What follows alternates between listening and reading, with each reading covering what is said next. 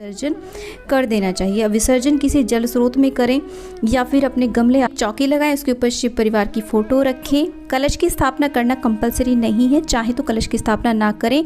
एक बिल्व पत्र के ऊपर आप भोले शंकर के शिवलिंग को इस प्रकार से स्थापित करें और उसे 4 बार आप जल चढ़ाएं। और 4 बार जल चढ़ाने का अर्थ होता है कि हमने उनके पाँव धुलवाए, हाथ धुलवाए, कुल्ला करवाया और फिर उन्हें स्नान कराया। उसके बाद में आप कच्चे दूध से उन्हें स्नान कराएं, फिर जल से स्नान, फलों के रसों से, फूलों के रसों से, इत्र से, आदि चीज़ों से, बहुत सारी चीज़ें होती हैं, उन सभी से आप अभिषेक कराएं। गंगा जल से हमें अवश्य रूप से भोले शंकर को अभिषेक कराना है। विशेष चीज़ों से अभिषेक कराने से हमें विशेष फलों की प्राप्ति होती है, तो आप चाहें तो कुछ विशेष चीज़ों से भी अभिषेक करा सकते हैं। इसके हल्दी, मेहंदी, रोली ये चीज़ें शिवलिंग पर नहीं चढ़ानी चाहिए। ये जो जलधारी होती है चढ़ाएं। उसके बाद में जनेऊ अर्पित करें और वस्त्र रूपी कलावा अंग वस्त्र अर्पित करें। और उसके बाद में बिल्व पत्र, बिल्व फल, धतूरा फल, भांग, अकौआ, मदार के पुष्प, अकौआ अर्थात आंकड़े के या मदार के पुष्प, शमी पत्र आदि चढ़ाएं। धतूरे का पुष्प चढ़ाएं। तो जो भी भोले शंकर की प्रिय चीज़ें हैं उन्हें हमें अर्पित करना चाहिए। शमी पत्र चढ़ाएं और धूप दीप जलाएं। गणेश गौरी की पूजा करें, सूर्य की पूजा करें, दीपक की पूजा करें, गंगा जी का भी नाम लें, उनका भी पूजन करें, उनका भी ध्यान करें। तो जो भी प्रिय चीज़ें हैं भोले शंकर की वो अर्पित कर देंगे। तो देखिए, ये पूजन आप चाहें तो अपने घर के मंदिर में भी कर सकते हैं, नहीं तो आप शिवालय में जाकर के भी ये पूजन कर सकते हैं। ऐसा कोई कंपलसरी नहीं है, सरल होता है। ये जो व्रत होता है, सावन के जो सोमवार होते हैं वो सरल व्रत होते हैं, अपनी सामर्थ्य के अनुसार आप कर सकते हैं। सिंपल जो साधारण सोमवार के व्रत होते हैं उसी के तरीके से होते हैं।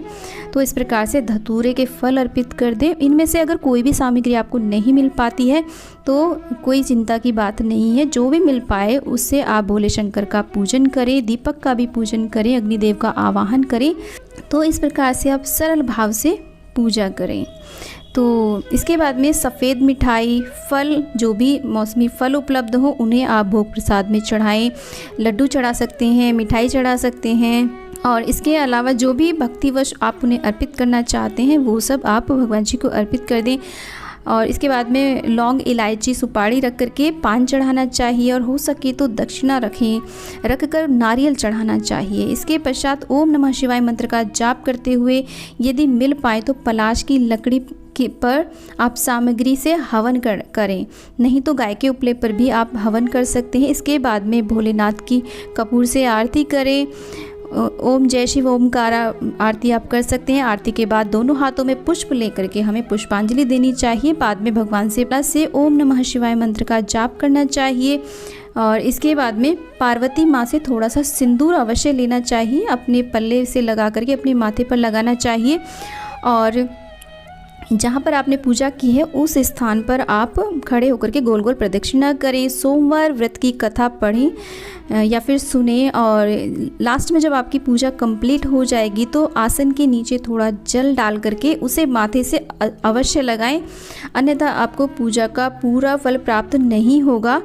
तो इसके बाद में देखिए, प्रार्थना क्षमा याचना कर लेंगे तो हमारी पूजा कंप्लीट हो जाएगी। तो दोस्तों, ये जो पूजा है ये हमें निर्धारित समय पर ही करनी है। एक बारी जो हमने समय निर्धारित कर लिया उसी पर करने की कोशिश करनी चाहिए। अब आप इसमें क्या पाठ कर सकते हैं, इस व्रत में आप शिव हैं और रुद्राक्ष की माला पर आप महामृत्युंजय मंत्र का भी पाठ कर सकते हैं। तो इसके बाद में दोस्तों बात करते हैं कि हमें इस व्रत में क्या खाना चाहिए।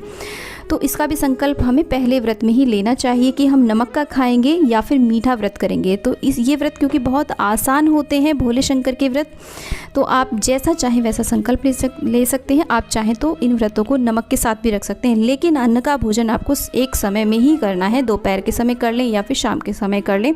शुद्ध सात्विक भोजन करें। चाहे तो मीठे व्रत रख सकते हैं, चाहे तो पूर्णतः फलाहार पर रख सकते हैं, या फिर एक समय नमक का भोजन खा सकते हैं। सेंधा नमक का भी यूज़ कर सकते हैं या फिर सिंपल नमक का भी